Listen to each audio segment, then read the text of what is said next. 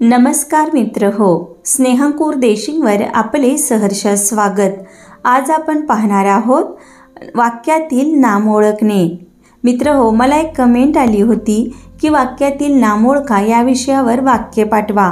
तर बघा, वाक्यातील नाम ओळखणे यासाठी मी तुम्हाला इथं 10 वाक्ये आणि त्यातील नाम कसं ओळखायचं हे शिकवणार आहे आणि त्यानंतर तुम्हाला वाक्यातील नाम सहज ओळखता येईल।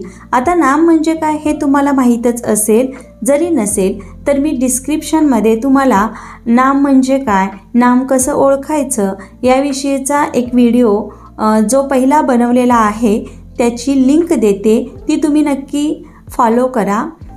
त्यातून तुम्हाला नाम कसं ओळखायचं हे कळून जाईल। तर पहिलं वाक्य आहे, रोहन शाळेला जातो। यामध्ये नाम अर्थातच नाव कोणतं आहे, रोहन, म्हणून इथं या वाक्यातील नाम आहे रोहन। आता यानंतर दुसरं वाक्य बघा, राधा फुले आणते। यामध्ये नाव किंवा कोण फुलं आणते तर राधा, म्हणून इथं नाम आहे राधा। यानंतरचं तिसरं वाक्य,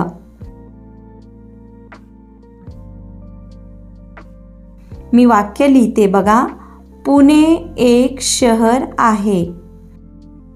शहराचं नाव कोणतं आहे, पुणे, म्हणजे या वाक्यातील नाम आहे पुणे। यानंतर चौथे वाक्य,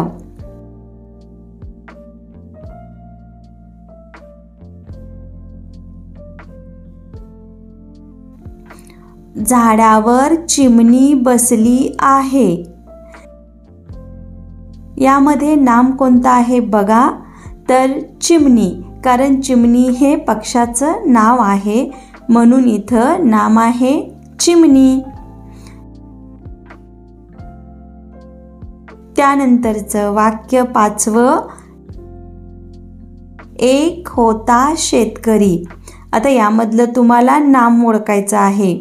नाम बऱ्याच वेळा वाक्याच्या सुरुवातीला येतं, पण तुम्हाला फसवण्यासाठी नाम कधी-कधी त्या वाक्यात मध्ये सुद्धा येऊ शकतं किंवा शेवटी येऊ शकतं। जसं की इथं बघा, नाम कोणतं आहे तर शेतकरी, म्हणून इथं मी नाम लिहिते शेतकरी।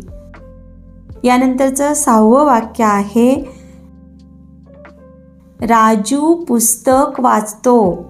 पुस्तक वाचण्याचं काम कोण करत आहे, राजू, म्हणजे या वाक्यात नाव कोणतं आहे, राजू, म्हणून इथं नाम आहे राजू।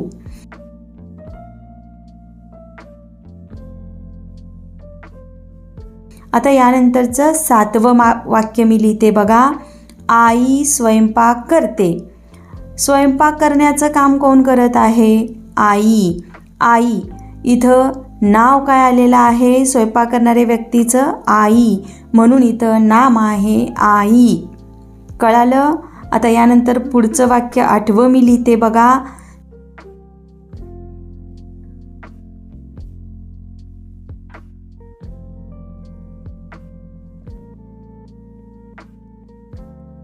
सिंह गुहेत राहतो। गुहेत कोण राहतोय तर सिंह, इथं एका प्राण्याचं नाव आलेलं आहे सिंह, म्हणून नाम आहे सिंह। आता यानंतर 9वं वाक्य बघा, मी लिहिते,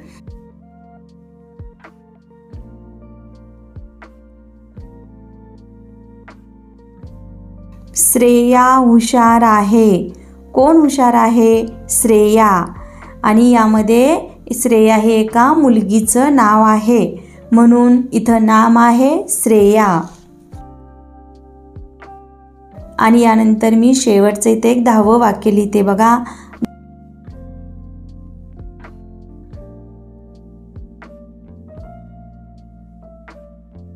गंगा ही एक नदी आहे। नदीचं नाव इथं दिलेलं आहे, काय नाव आहे, गंगा, म्हणून या वाक्यातील नाम आहे गंगा। अशा प्रकारे आज मी तुम्हाला वाक्यातील नाम कसे ओळखायचे हे अगदी सोप्या पद्धतीने सांगण्याचा प्रयत्न केलेला आहे।